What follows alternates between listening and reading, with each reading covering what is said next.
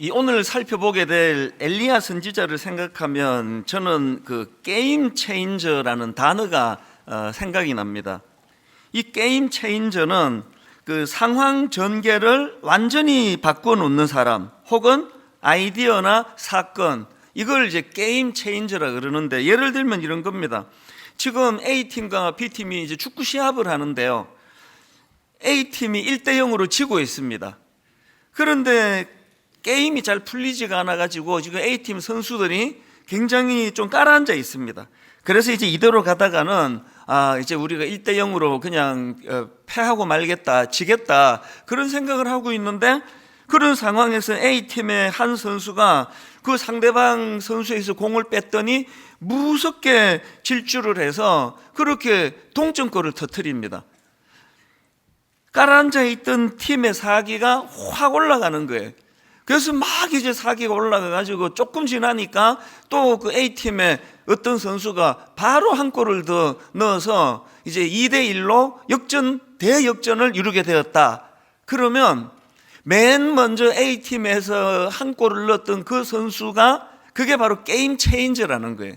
그 선수의 활약으로 말미암아 모든 나머지 선수들이 이제 사기가 되찾아지고 활력을 찾게 돼서 상황 전개를 완전히 바꾸어 놓게 되었다. 이게 게임 체인저거든요. 사실 하나님께서는 그 어두운 시대마다 게임 체인저 역할을 했던 인물들을 준비시키시는 걸 봅니다. 예를 들면 다윗이요, 지금 막 거대한 저 골리앗 앞에서 모두가 두려워 부들부들 떨고 있는 그때에 하나님께서는 예상 밖의 복병, 어린 그 다윗을 준비시켰습니다. 그래서 전혀 생각지도 못했던 그런 무기를 가지고 골리앗을 물리쳐서 분위기가 단번에 바꾸어지게 되는 것, 이게 게임 체인저예요. 모세도 마찬가지 아닙니까? 그 애굽에서 오래 노예로 신음생활하고 있던 이스라엘 백성들을 위하여 하나님은 모세를 게임 체인저로 부르셔서 홍해를 건너게 하시고 광야의 길을 가게 만드시는데, 이 모세도 의외의 인물입니다. 본인이 자기는 아니라고, 난 자격이 없다고, 난 못한다고, 그렇게 극구사항하는 모세를 하나님께서 훈련시키시고 다듬으셔서 게임 체인저로 만들어 주신다는 겁니다. 저는 이런 말씀들을 읽고 묵상할 때마다 하나님, 부족하지만 저를 그렇게 좀 써주시기를 원합니다. 하나님, 이 어둡고 힘든 시대에 하나님 앞에 게임 체인저로 쓰임받기를 원합니다. 이런 관점으로 오늘 본문을 보면은, 오늘 본문에 나오는 엘리야 선지자도 마찬가지입니다. 지금 이스라엘은 악한 왕 아합으로 온 나라가 암울한 상황이에요. 특히나 지금 오랜 가뭄으로 고통당하고 있는 어둡고 우울한 상황인데요, 하나님께서는 이런 어두운 시대에 엘리야 선지자를 게임 체인저로 그렇게 준비시키고 계셨던 거거든요. 그래서 그가 오늘 본문에서 참 게임 체인저로서 놀라운 활약을 펼치는 것을 볼 수 있는데, 제일 먼저 본문에서 등장하는 것은 그 어두운 가뭄의 시대에 대한 이 엘리야 선지자의 선포입니다. 자, 열왕기상 18장 41절입니다. 엘리야가 아합에게 이르되 올라가서 먹고 마시소서, 큰 빗소리가 있나이다. 여러분, 3년 6개월이라는 엄청난 그 가뭄의 기간에 고통당하고 있던 백성들에게 이것보다 반가운 소식이 있겠냐고요. 큰 빗소리가 있나이다. 이런 놀라운 희망의 메시지를 전하고 있는데, 그런데 참 이상한 것은요, 사실은 엘리야가 큰 빗소리가 있다고 선포하던 그때 비가 안 왔습니다. 이게 어떻게 된 건가? 그래서 자세히 보니까요, 엘리야가 비가 온다 이렇게 말하지 않고 빗소리가 들린다 그래요. 그 자기한테만 들리는 거죠. 이런 면에서 보면은 엘리야는 둘 중에 하나입니다. 거짓말쟁이거나 허풍쟁이거나 아니면 선견자거나.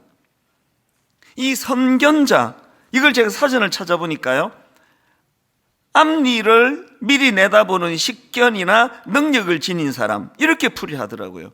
엘리야가 거짓말쟁이가 아니라 선견자인 것이 확실한 것은 그 다음 나오는 결과입니다. 지금 비가 오지 않는데도 빗소리가 들린다라고 그렇게 선포한 엘리야가 선포한 바로 이후에 45절에 이제 여기서 중요한 건 조금 후에 구름과 바람이 일어나서 하늘이 캄캄해지며 큰 비가 내리는지라. 이래서 엘리야가 선견자라는 거죠. 앞일을 미리 내다보는 식견, 이런 능력을 가진 사람. 아니 비 오고 있는데 비 온다, 이게 무슨 선견자입니까? 그건 그냥 시끄러운 사람이죠. 하나님 앞에서 우리가 참 이 비 올 조짐도 없는, 그래서 너무나 사람들의 심령이 메말라가는 그런 때에 하나님의 빗소리가 들릴 수 있는 사람, 그게 선견자라고 한다면, 그럼 이제 이렇게 질문할 수가 있겠죠.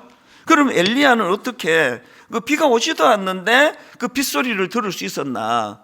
저는 그것을요, 오늘 본문이 시작되기 바로 직전, 오늘 본문 열왕기상 18장 맨 앞에 나오는 1절에 보면은 그가 받은 하나님의 말씀이 있습니다. 자, 1절 한번 보십시오.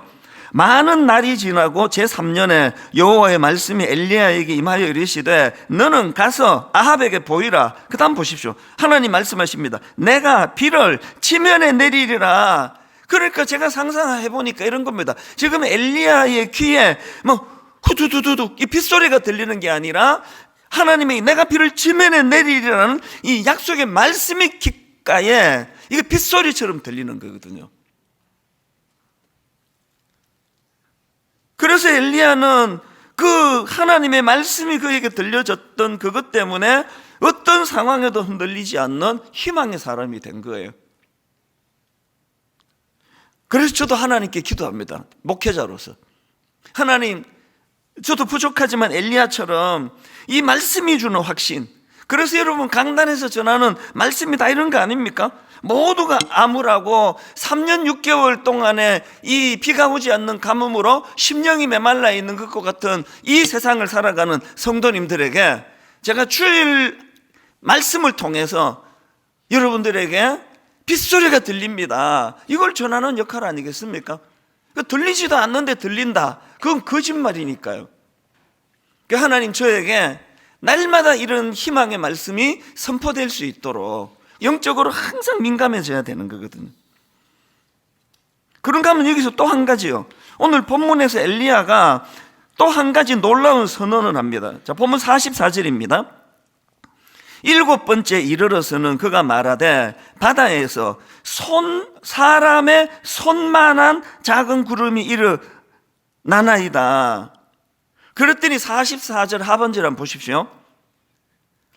이르되 올라가 아합에게 말하기를 비에 막히지 아니하도록 마차를 갖추고 내려가소서 하라 하니라. 이제 누가 선견자입니까? 이 손만한 작은 구름을 보고 손만한 작은 구름이 떴다 이렇게 말하는 사람이 있고요, 손만한 작은 구름을 보고 이제 그 절대 권력을 가진 왕에게 그 허튼 소리 했다가는 그 목숨이 위태로운 거 아닙니까?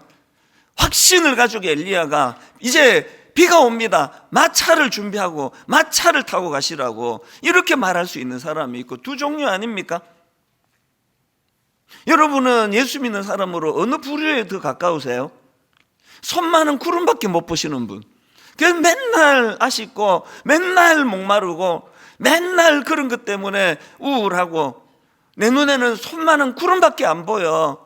그런가 하면은 어떤 사람은 그 손만한 구름을 보고서도 이제 하나님의 아름다운 비가 이제 허락될 것이다, 이런 확신을 가지고 주변에 희망을 전하는 그런 사람이 있고요.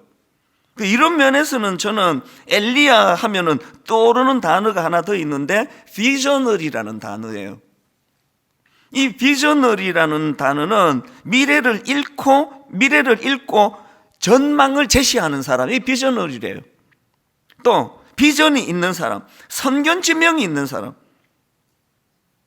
지금 엘리야가 딱 그런 인물 아닙니까? 제가 미국에 이민 가던 해에 그 ABC 방송이라고 그 이제 미국 전국 방송인데요, 거기에 이제 무슨 그 시사 프로그램이 테드 카푸인가, 제가 지금 기억이 어렴풋한데요, 이제 유명한 그 앵커맨이 진행하는 시사 프로그램이에요. 그런데 그 프로그램 제목이 2020이에요. 20하고 슬러시하고 20이에요. 그러니까 저는 뭐 영어도 그때 잘 못했고 미국 문화도 모르고 지금처럼 인터넷이 있어갖고 뭐 검색하면 금방 나올 텐데 이 2020가 왜 제목이 2020인지가 너무 궁금한 거예요. 이민생활 끝날 때까지 몰랐습니다. 너무 궁금한 겁니다. 20. 왜 시사 프로그램을 이렇게 한다 그랬는데 최근에 제가 책을 읽다가 그 설명하는 걸 제가 읽고 정말 너무 이 채증이 내려가는 게 이게 이런 뜻이구나. 그게 뭐냐 하니까요. 왜 그 시사 프로그램 제목이 20인가 하니까 미국 사람들은 전반적으로 시력이 좀 약화됩니다. 그래서 미국 사람들 입장에서 인간의 최고 시력을 뜻하는 2.0 그 뜻이래요. 그러니까 이게 이제 시사 프로그램이니까 내가 정확하고 밝은 눈으로 취재를 하겠다. 그런 뜻을 담아가지고 제목을 그렇게 정했대요. 35년 만에 제가 궁금한 게 하나 이제 풀렸습니다. 그런데 여러분, 사실 이 제목을 참 잘 지은 것 같은데요. 솔직히 말하면 인간의 최고 시력을 2.0이라고 말한 것은 옳은 게 아닙니다. 근래에 제가 어느 안과 병원 소개 글을 보니까요, 이 몽골 사람들 시력이 3.0에서 4.0이래요.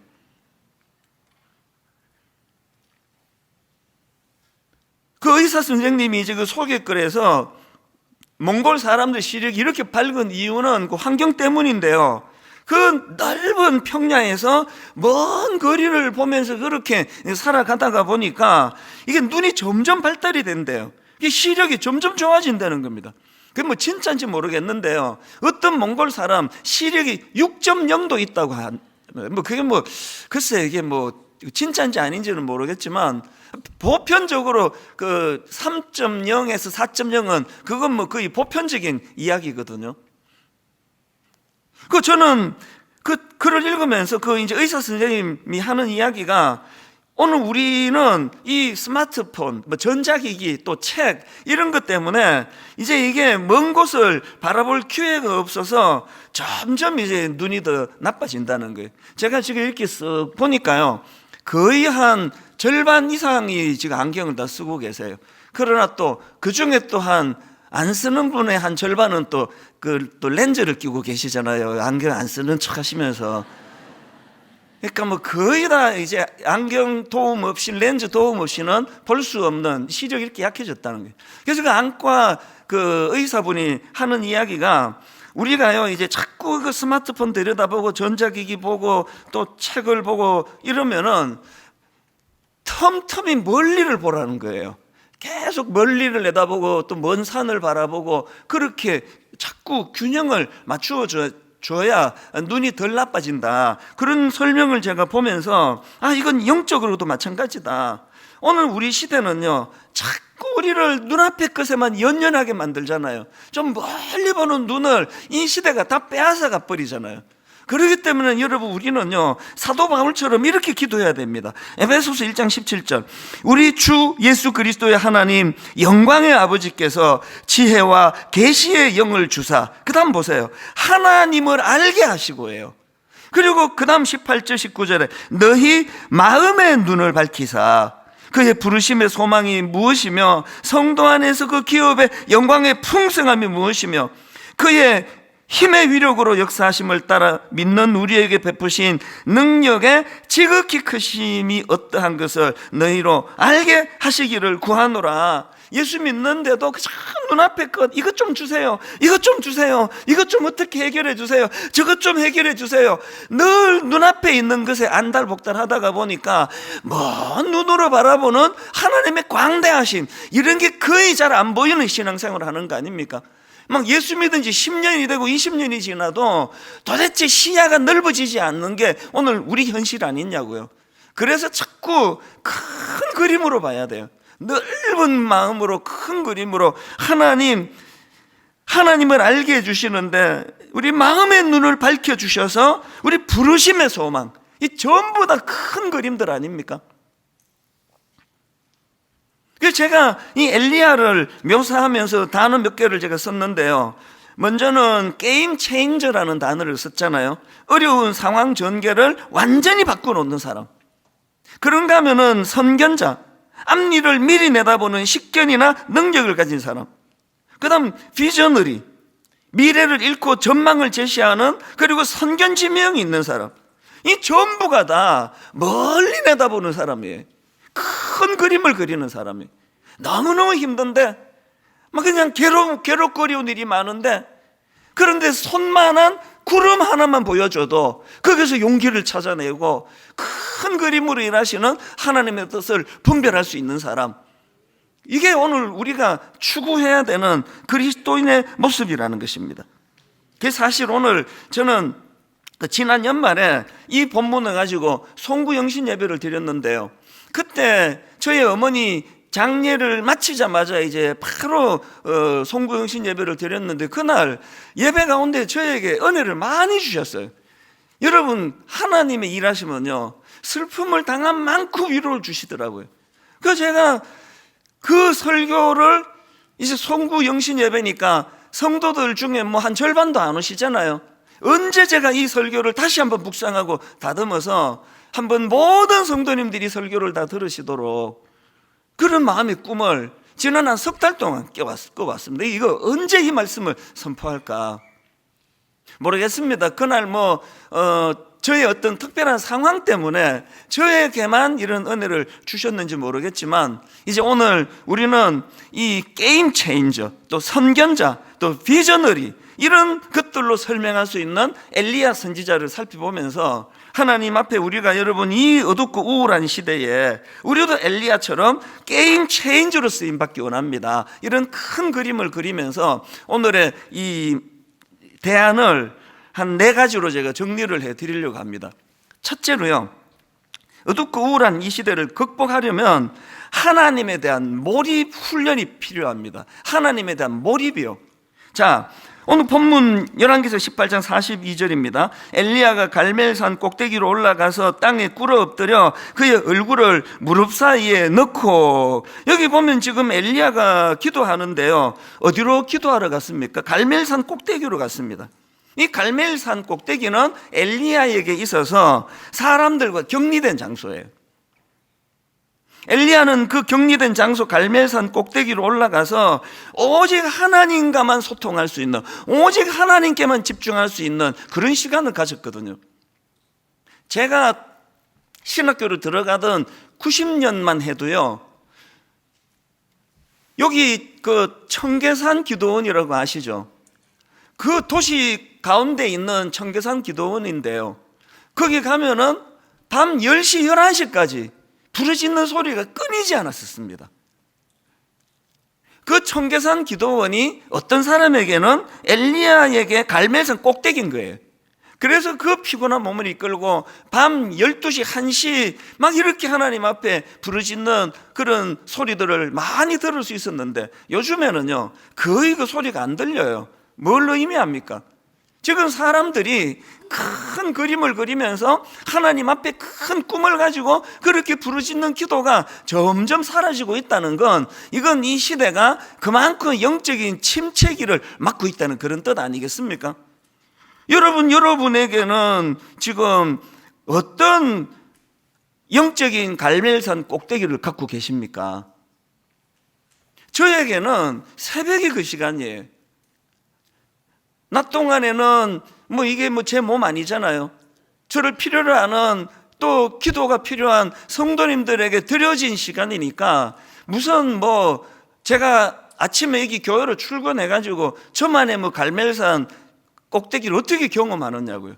그러니까 갈멜산 꼭대기를 저는 마련하는데 그게 저에게 새벽이에요. 저희 집 서재가 저의 갈멜산 꼭대기예요. 왜 그런 시간을 가집니까? 그런 시간을 가지지 않고는 제가 목회를 할 수가 없습니다. 다 고갈이 돼가지고, 다 퍼주고 고갈이 되면 어떡할 거냐고요. 놀랍게도요, 그 새벽에 하나님 앞에 드려지는 그 한 서너 시간이 저에게 충전의 시간일 뿐만 아니라, 하나님 이 부족한 제가 이 귀한 분당 우리 교회 담임 목사로 22년째 쓰임을 받는데 고갈되지 않도록 그리고 주님 저도 비저너리가 되도록, 주님 저도 게임 체인저가 되도록, 하나님 제가 이 교회에서 선견자가 되기를 원합니다. 그렇게 은혜로 구하면은요, 뭐 그 기도가 바로바로 응답되는지 안 되는지는 모르지만 적어도 제 마음에는 그 시간이 너무나 저를 회복시켜주는 시간이거든요. 여러분, 간곡히 부탁을 드립니다. 여러분에게 단 30분만도 좋습니다. 하나님과 독대하는 시간, 하나님과 독대하는 장소를 마련해야 돼요. 아무것도 안 하셔도 돼요. 뭘 꼭 하시는 것이 아니에요. 아버지 품이라는 것은요, 뭘 꼭 해야 되는 거 아니에요. 아기가 엄마 품에서 뭘 하려고 발버둥 치지 않잖아요. 평안한 가운데 그냥, 어떨 때는요, 제가 새벽에 일어나가지고 답답하고 힘들 때는 그 글도 눈에 안 들어옵니다. 기도도 안 나와요. 그러면 그냥 서너 시간 그냥 주여 이러고 있습니다. 우리 집 애들이 이걸 지금 20대가 넘었는데 얘들은 뭐지 힘든 일 생기면 주여 그래요. 그 이제 어릴 때부터 보고 이제 그거를 이제 배우는 거 아니겠습니까? 그런가 하면은 여기 보면은 엘리야가 또 한 가지 더 하는데요. 그가 갈멜산 꼭대기로 올라가서 얼굴을 무릎 사이에 넣고 기도했습니다. 왜 이런 자세를 취했을까요? 주변 환경에 자기 시선을 뺏기고 싶지 않은 의지의 표현이거든요. 저는 이 얼굴을 무릎 사이에 넣고 기도했던 엘리야를 보면서 그 경주마 눈 가리개 생각이 났습니다. 그 경주마 다 아시죠? 이렇게 눈 가리개를 다 하잖아요. 이렇게 가리면 큰일 나고, 눈 가리개를 옆으로 해서 옆으로 기웃거리지 못하도록, 호기심을 느끼지 못하게 하려고. 예수 믿는 사람은 영적인 눈 가리개가 필요해요. 오늘 우리 시대는 너무나 산만한 시대예요. 그래서 여러분, 그 교회 오실 때 요새는 이 스마트폰이 막 온갖 기능이 다 있어가지고, 이 성경이 다 있어가지고 교회 올 때 스마트폰 들고 오는 분이 계세요. 그 나쁜 건 아닌데 그죠? 위험해요. 그래서 이제 본문이 오늘 뭐 열왕기상 18장입니다. 그러면 분명히 선한 마음으로 찾았는데 기사가 떠요. 이 가수가 이혼했네? 그때부터 이제 엘리야는 온데간데 없고, 이혼한 그 가수가 이제 궁금한 거예요. 왜 이혼을 했지? 성격이 안 맞았나? 축도가 빨리 끝나면 내 집에 가 찾아봐야지. 그래서 여러분, 스마트폰보다는 성경이 이거 10번 읽어도 이혼한 가수 얘기 없습니다. 오늘 우리 시대는 너무너무 산만한 시대예요.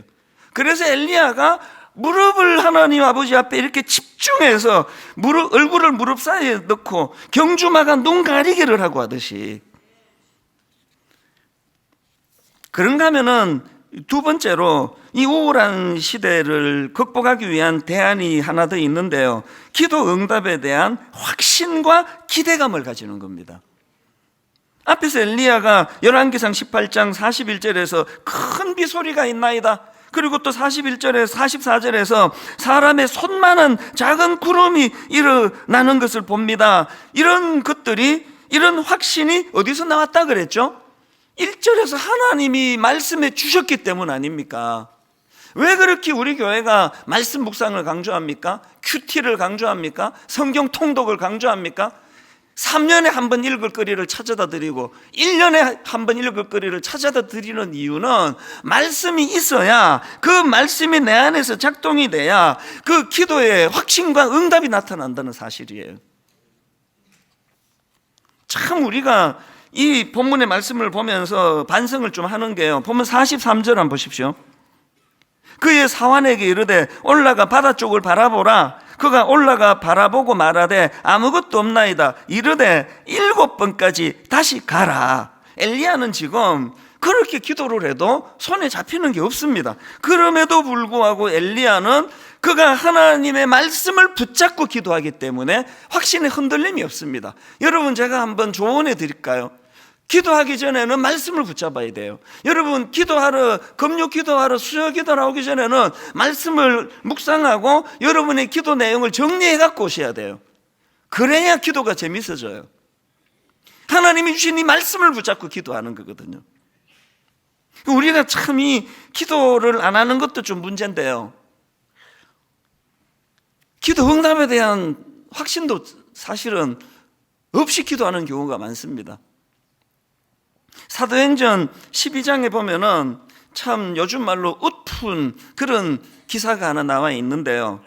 그 초대교회 성도들에게 위기가 찾아왔습니다. 그래서 헤롯 왕이 이제 그 당시 지도자였던 야고보를 죽이고, 그리고 또 다른 지도자였던 베드로를 옥에 가둡니다. 큰 위기가 왔습니다. 그랬더니 참 아름다운 모습이 나와요. 그게 사도행전 12장 5절입니다. 이에 베드로는 옥에 갇혔고 교회는 그를 위하여 간절히 하나님께 기도하더라. 이게 참 아름답지 않습니까? 참 지도자는 주의 복음을 위하여 헌신하다가 그렇게 고난 속에 감옥에 갇히는데, 온 성도들이 함께 그를 위하여 기도하는 너무나 아름다운 모습을 보여주는데, 너무나 아름다운 모습만큼 약간 우픈 내용이 나옵니다. 자, 그 다음 그 내용을 보십시오. 베드로가요, 그들의 간절한 기도로 이제 응답을 받고 풀려납니다. 그래서 지금 베드로가 자기를 위하여 기도하는 그 사람들이 모여 있는 곳으로 가는데요, 그 내용이 사도행전 12장 12절부터 나옵니다. 한번 보십시오. 깨닫고 마가라 하는 요한의 어머니 마리아의 집에 가니 여러 사람이 거기에 모여 기도하고 있더라. 베드로가 대문을 두드린데 로데라 하는 여자아이가 영접하러 나왔다가 베드로의 음성인 줄 알고 기뻐하여 문을 미처 열지 못하고 달려들어가 말하되, 베드로가 대문 밖에 섰더라 하니 그들이 말하되 네가 미쳤다 하나. 이게 무슨 뜻인지 아시겠죠? 아니, 지금 감옥 가 있는 베드로가 지금 어떻게 문을 두드리냐. 지금 자기들이 베드로가 풀려지기를 그렇게 간절하게 기도하는데, 무의식 속에 아니 뭐 우리가 기도한다고 뭐 무슨 감옥에 있는 베드로가 풀려나. 여러분, 기도하는 여러분 내면에 이런 불신이 없습니까? 지금 저는 분당 우리 교회가 한번 영적인 부흥을 꿈꾸는데요, 그 첫 출발은 기도로부터 시작한다 생각합니다. 저는 많은 우리 교회 성도님들이 기도 응답이 일어나는 역사가 있기를 그렇게 기도합니다. 그러려면은 첫째 기도해야 돼요. 둘째 말씀을 가지고 믿음으로 기도해야 되는 거거든요. 그런가 하면은 세 번째로 이 우울한 시대를 극복하기 위한 대안이 하나 더 있는데요, 인내 배우기, 인내. 자, 본문 43절 44절입니다. 그의 사환에게 이르되 올라가 바다 쪽을 바라보라. 그가 올라가 바라보고 말하되 아무것도 없나이다. 이르되 7번까지 다시 가라. 7번째 이르러서는 그가 말하되 바다에서 사람의 손만한 작은 구름이 일어나나이다. 6번 하고 기도 끝냈으면 하나님의 뜻이 그날 안 펼쳐지는 거죠. 제가 여러분 몇 주 전에 팝콘 브레인이라는 그 신조어에 대해 설명해 드렸잖아요. 뭐 두드리면 바로바로 즉각적으로 응답하는 이런 스마트폰 같은 여기에 익숙해지다 보니까 이게 지금 뇌 구조가 이 현실 적응에 좀 둔감하게 만든다는 거예요. 그래가지고 그 실험하면서 이 인터넷을 장시간 사용하는 사람의 뇌를 그 MRI 영상을 찍어서 분석해 보니까요, 그 사람 뇌에서 생각 중추를 담당하는 그 회백질의 크기가 줄어들어 있더라는 겁니다. 오늘 우리 시대가 지금 이 보통 문제가 아닙니다. 그 뭐 남의 나라 얘기하기가 좀 그런데요, 미국에 선거하는 거 한번 보세요. 아니 그 수억의 인구를 가지고 있고 뭐 세계 최강이라는 미국에서 그 두 할아버지가 지금 선거 대결하고 있는 거예요. 인물이 안 나와요. 그 인물이 안 나옵니다. 지금 이제 보통 문제가 아니에요. 아니 지금 이 생각 중추를 담당하는 그 회백질의 크기가 줄어드는데 거기서 깊은 사고를 하는 이런 사람이 어떻게 나오겠냐고요. 저는 아무리 생각해도요, 우리 아들 세대하고 제가 사는 세대를 바꾸라 그러면 절대 안 바꿉니다. 그 TV도 없던 시대, 겨우 흑백 TV 갖고 무슨 축구 중계 있으면은 막 만화방 가가지고 그럼 돈 내고 보고 막 그랬잖아요. 무슨 스마트폰 이런 게 있냐고요. 그래서 불편했지만요, 절대로 저는 그 시대로 돌아가고 싶은 거지, 지금 우리 아이가 누리고 있는 이 시대가 저희 10대가 아닌 걸 저는 막 너무너무 감사하게 생각을 합니다. 그래서 지금요, 어른이고 아이고 할 것 없이 이 생각 중추가 자꾸 이제 기능이 약화가 되다 보니까 그래서 팝콘 브레인이 돼버렸다는 거 아닙니까? 너무 얕아요. 목사도 그렇고 장로도 그렇고 권사도 그렇고 아이도 그렇고 뭐 어른도 그렇고 너무 얕아요. 그러니까 이 일어나는 일들을 보면은 그거 그냥 한 번만 꿀꺽 참으면 넘어갈 수 있는데 폭행이 일어나고 살인이 일어나고 이런 일들이 지금 급증하고 있는 거 아닙니까? 그렇기 때문에 우리는 하나님 앞에서 이 훈련을 그리스도 안에서 해야 됩니다. 야고보서 1장 2절부터 한번 보십시오. 내 형제들아 너희가 여러 가지 시험을 만나거든 온전히 기쁘게 여기라. 이런 말씀 별로 안 좋아하시죠? 아니 무슨 여러 가지 시험을 당하는데 기쁘게 여기냐고요. 이유를 설명합니다. 3절 왜 그러냐면 이는 너희 믿음의 시련이 인내를 만들어내는 줄 너희가 알미라. 인내를 온전히 이루라. 이는 너희로 온전하고 구비하여 조금도 부족함이 없게 하려 함이라. 바로바로 기도하고 바로바로 응답받고 아침에 기도하고 점심 전까지는 응답해 주셔야 돼요. 그게 응답이에요. 그냥 뭐 기도하고 바로 응답이 안 되면 에이씨 뭐 기도해도 재미가 하나도 없네. 안 해. 원래부터 안 했는데 뭘. 이 팝콘 브레인이에요.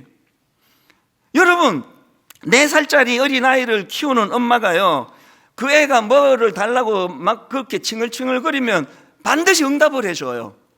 그거 넘어가는 엄마는 없습니다. 제일 많이 하는 응답이 안 돼요. 안 돼. 그 4살짜리가 자꾸 칼 달라 그러는데 아 이거 귀찮아 죽겠는데 한 100번 참았다가 한 번만 더 하면 줘버려야지. 이런 엄마는 없습니다. 100번을 해도 1000번을 해도 안 돼, 안 돼, 안 돼, 안 돼, 안 돼. 이게 그 아이를 향한 엄마의 사랑의 표현이에요. 그런가 하면은 바로 응답해 주는 거 있습니다. 이 아이한테 이게 유익하겠다? 하던 일도 멈추고 달려가가지고 구해주는 게 그게 엄마의 사랑이에요. 그리고요, 제일 많이 하는 응답이 안 되라고 한다면 그 다음 많이 나오는 게 기다려요. 기다려. 너 7살 될 때까지 기다려. 지금은 안 돼. 7살 될 때 그때 엄마가 사줄 거야. 우리가 하나님 앞에서 그분의 깊은 뜻을 헤아리기 시작하면요 인내를 배워가는 거죠. 이게 지금 하나님의 거절이 이게 사랑의 표현이구나. 기다리라고 그러셨으니까 참 인내를 이루어 가기를 원한다. 마지막 4번째로요 이 우울한 시대를 극복하기 위한 4번째 대안 기쁨의 퍼포먼스입니다. 사실은 이 4번째 때문에 제 마음이 너무나 뜨거워졌습니다. 어머니 돌아가신 직후에. 자, 본문 45절 46절입니다. 조금 후에 구름과 바람이 일어나서 하늘이 캄캄해지며 큰 비가 내리는지라 아합이 마차를 타고 이스라엘로 가니 여호와의 능력이 엘리야에게 임하매 그가 허리를 동이고 이스라엘로 들어가는 곳까지 아합 앞에서 달려갔더라. 엘리야는 3년 6개월의 가뭄을 종식시키고 큰 비가 내리자마자 그 비를 맞으면서 미친 듯이 달려가요. 지금 그 악한 아합 왕은 마차를 타고 가는데 지금 왜 이 엘리야가 미친 듯이 그렇게 달려갈까요? 몇 가지 이유가 있죠. 무엇보다도 응답에 대한 기쁨 때문이에요. 내 기도를 들으시는 신실한 하나님, 그 3년 6개월간의 가뭄을 종식시켜 주신 하나님 은혜를 생각하면 가슴이 터질 것 같은 거예요. 이게 막 체면이고 뭐고 막 미친 듯이 달리는 거예요. 제가 신학교 2학년이었던 기억해요. 내가 그때 지방에서 교육준사하면서 달동네에서 살았거든요. 목사가 물질 훈련해야 된다. 그래서 월세 48,000원짜리 달동네에서 창고를 개조해가지고 겨울에는 추워서 정말 죽을 것 같고 여름에는 더워서 못 견딜 것 같은 그 공간에서 꿈을 키웠는데 어느 날 하나님이 이 말씀을 제게 주셨어요. 빗속을 달리는 그 엘리야를 보고 제가 얼마나 많이 울었는지 몰라요. 하나님 이 어두운 시대에 응답의 기쁨을 가지고 빗속을 달려가는 것. 그리고 왜 빗속을 달려갑니까? 그 악한 아합 왕이 마차를 타고 가는데 요즘으로 말하면 그 악한 왕에게 당신 같은 악한 왕으로 인한 이 절망적인 시대 속에서도 여전히 하나님은 역사하고 계신다. 시위하는 게 시위. 빗속을 달리는 그 엘리야.